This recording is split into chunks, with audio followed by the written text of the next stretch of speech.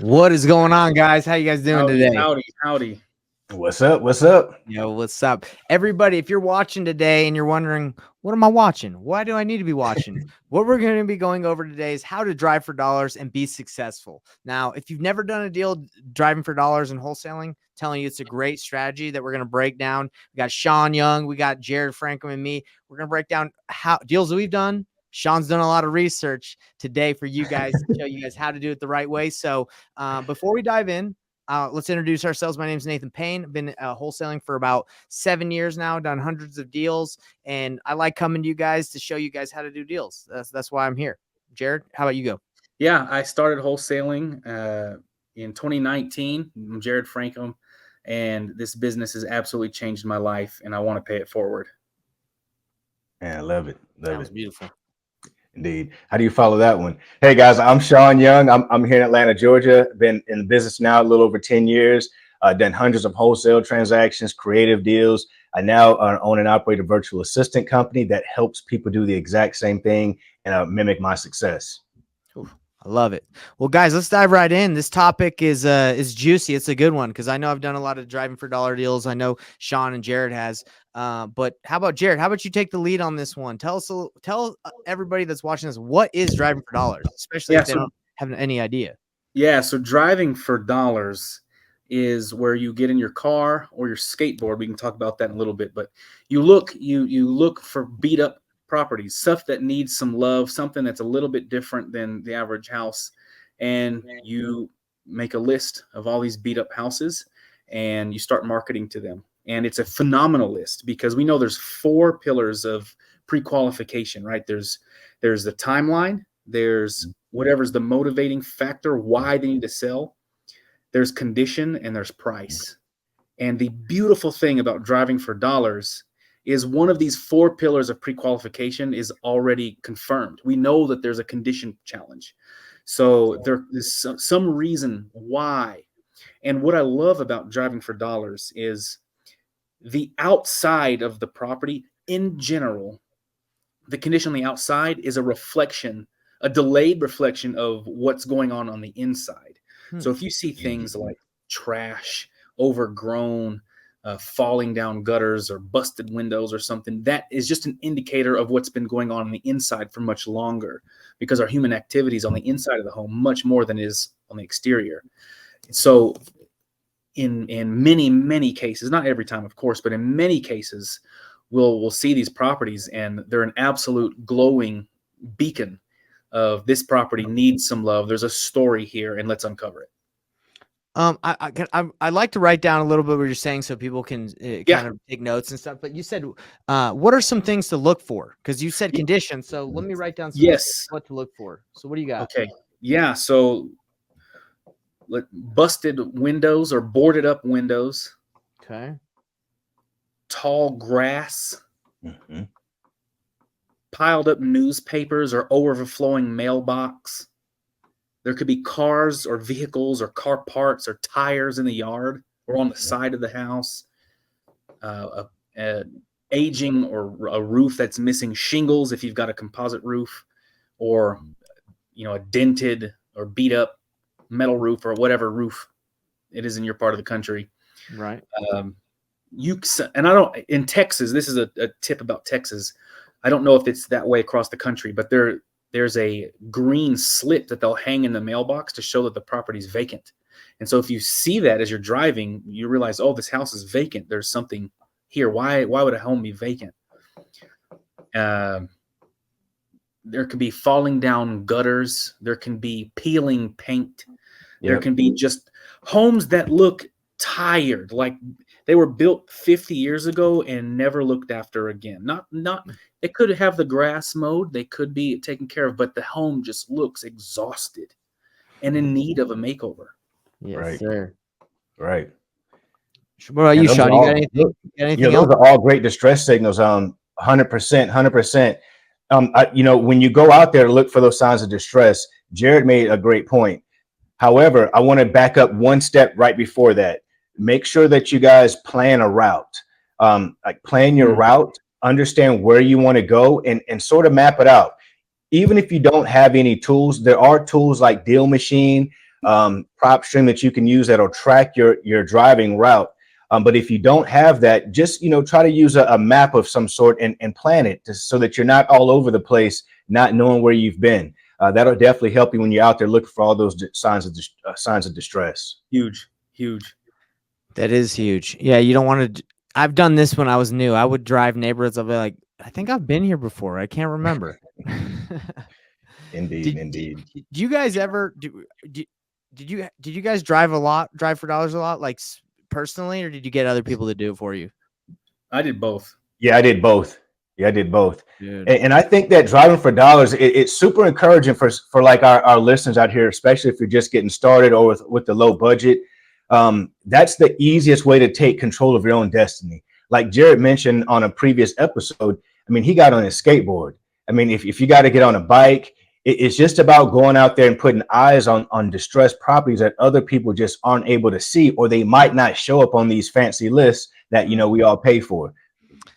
So you got on a skateboard, bro? I didn't hear that story. Yeah. So when I started, I had no money. I had negative $200 in my account. Anyway, I had moved back to America from Brazil and totally zeroed everything without getting too into detail. I had negative 200 in my account, and that was it. And I had started doing some campus ministry as a job, but I still didn't have any money at the time. Wow. But I had my skateboard from college and I had my car from before. But in order, I was so tight on cash. Whatever the gas price was that particular week, that changed how much I could be able to drive, because I had to be that tight on funds. Dang, that's pretty tight, bro. It was. And so what I did was I put my skateboard in the car. I would drive to the center of a neighborhood and then skateboard the entire neighborhood and come back. Wow. And then I would move the car, a quarter mile down the road, and then get the skateboard out and skateboard again. That's impressive. Anyway, but I had heard so many other people saying, yeah, driving for, and this is 2019, right? This is before like wholesaling exploded and is as popular as it is now. Right. But I had heard, do this, at least just find some homes. And I thought, well, if I want to get into this real estate game, this real estate business, I should probably know what my market looks like. I didn't know about wholesaling, by the way. I had just heard drive for dollars, just look and write letters. And I thought, well, this would be a good opportunity for me to just familiarize myself with what do homes in my market look like. I'm in Lubbock, Texas. What do homes look like? What are the neighborhoods like? If I just go up and down the neighborhoods, I'll get a feel for where good areas are, where bad areas are, where there's more movement, where stuff isn't moving. And so I thought, if I want to get into this, why not go out there and just look at what homes are? And while I'm out there, just write down beat up houses. I mean, I had no clue what I was doing, other than I had heard to do that before. Well, you took massive and perfect action, as we all know is the key. 100%. Right. Wow. And you just mentioned another huge point. You said you took notes while you were out there. That's like literally another step in the process. You got to take detailed notes on what you're seeing. Even like Nathan said, that way you'll know, like, have I been to this neighborhood? Or, you know what, I have been to this neighborhood, but it was like, 60 days ago. Things look like they've changed a little bit around here. I'm glad that I came back. So if you've got notes on what you're doing, it really helps you, organize your business. No, that's incredible. And I'd say any neighborhood in the country will have something of distress, unless if there's a particular case, like a big fancy HOA or something where they're really on top of it. A few years ago, I was with Pace Morby in his car, and we were driving around. He was just on the phone, idly driving while waiting for an appointment, and I was in there with him. We just started going through a neighborhood just while he was on the phone. I'm in downtown, or not down, somewhere in Phoenix. I don't remember exactly what part of Phoenix, but all these nice homes, and then bam, right after another, doom, a bunch of houses that were really in not good shape next to these nice, awesome homes. So it doesn't have to be these war zone neighborhoods. It can be, these are probably $300,000, $400,000 homes. It blew my mind that even in such a busy, big market like that, there's still deals to be had. Even today.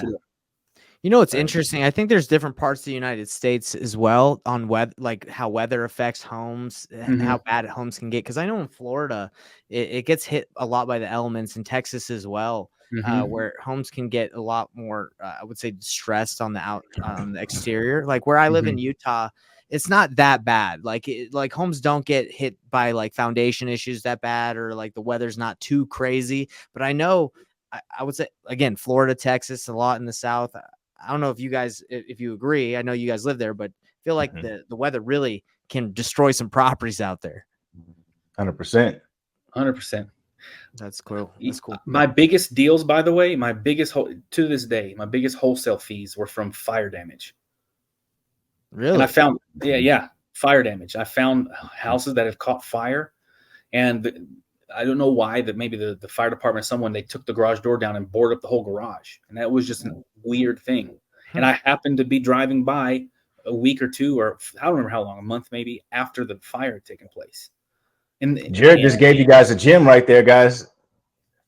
Fire damage homes, that's a gym. Fire damage is awesome. Let me at ask least you for this. my buyers. What'd you make on it? I'm curious. Yeah. So the first two, I'll talk about my first two fire damage deals. The first one, I found the deal on Thursday. I had called the owner and gotten in touch with the owner on Friday, and we had agreed.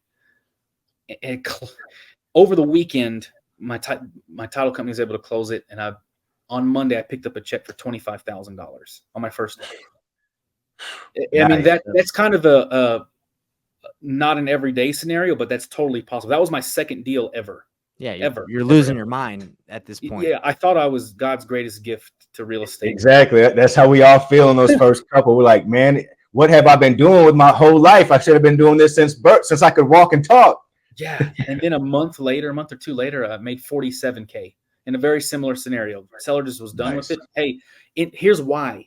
Check this out, is because when homeowners get their insurance checks, they don't have to spend the money to fix the house. They can keep their insurance. Of course, I'm not a lawyer and this and that, verify all this, but they can keep their insurance money and just sell what's left, like a lot.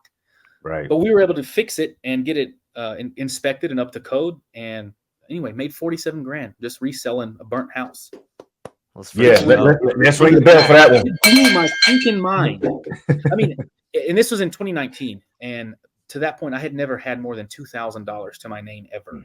I mean, that was it. I just didn't lost your mind right there. That is awesome. And that's what a lot of people make in a year, and I did it twice. Anyway, it's awesome. This industry is unbelievable. I got a question for you, Jarrod.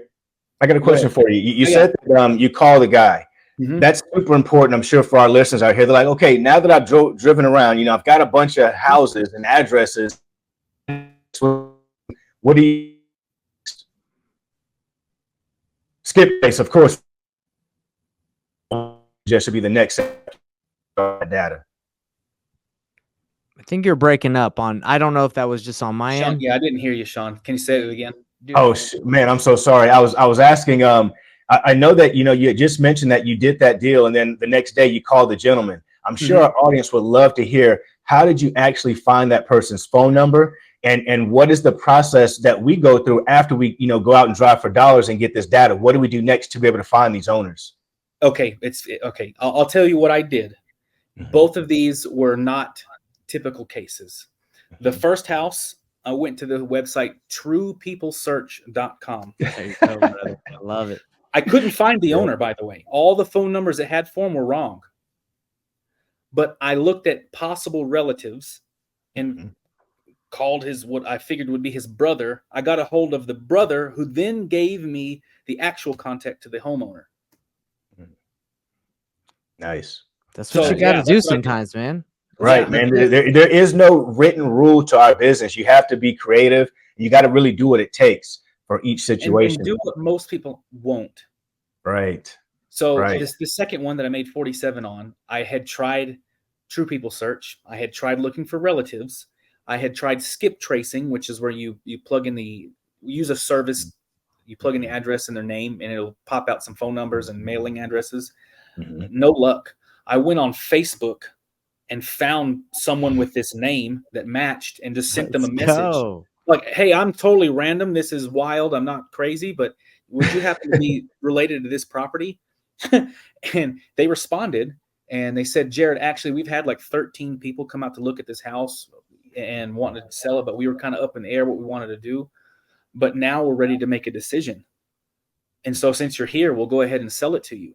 And so that's what thankfully, that was one of my earlier deals. But that taught me it doesn't matter how many competitors there are in the marketplace, because there had already been 13 people ahead of me. Right. But they were ready to make a decision when I was in front of them. So it doesn't matter. Right place, right time. It just you right place, right time. And so it pays to be in the right place a lot. So you want to have a lot of marketing and a lot of opportunities. And how do you do that? You take action, right? Like you can't just sit by and just think it's gonna just happen to you. You did it, man. I'm proud of you. Not a lot of people do that. The phone and to call strangers. Yes, I know we all grew up. We all grew up hearing "Don't talk to strangers," but actually talking to strangers is how you get incredibly wealthy. That's right. That's right. Well, Shaun, I know you did a lot of research before this call so we could give as much value as possible. We appreciate you. Anything else that we haven't gone over so far? Guys, I'm going to give you guys 10 steps on how you guys can go out here and be successful with driving for dollars. Okay. Number 1, plan your route. All right. Number 2 is look for signs of distress. Number 3 is use a mobile app like DealMachine or maybe PropStream to help track your progress if you can afford it. Take detailed notes. Number 4. Number 5, consistency is key, guys. You guys got to do it more than just once. You got to do it more than once. Engage with the locals. Jarrod just mentioned it. He said you got to talk to people. You can't be afraid to talk to people. By him asking questions and sending a message on Facebook, he made $20,000+. Incredible. All right. So once you do get that information, guys, trace that information. Reach out to those homeowners. Send direct mail. These people are very niche lists. They're very small. So sending direct mail makes sense in those cases. We don't want to send direct mail to, tens of thousands of people. But if we go out and drive for dollars and find a list of, 200 people, that's more affordable. All right. Next is follow up relentlessly. Because like Jarrod said, there was 13 other people that contacted that person.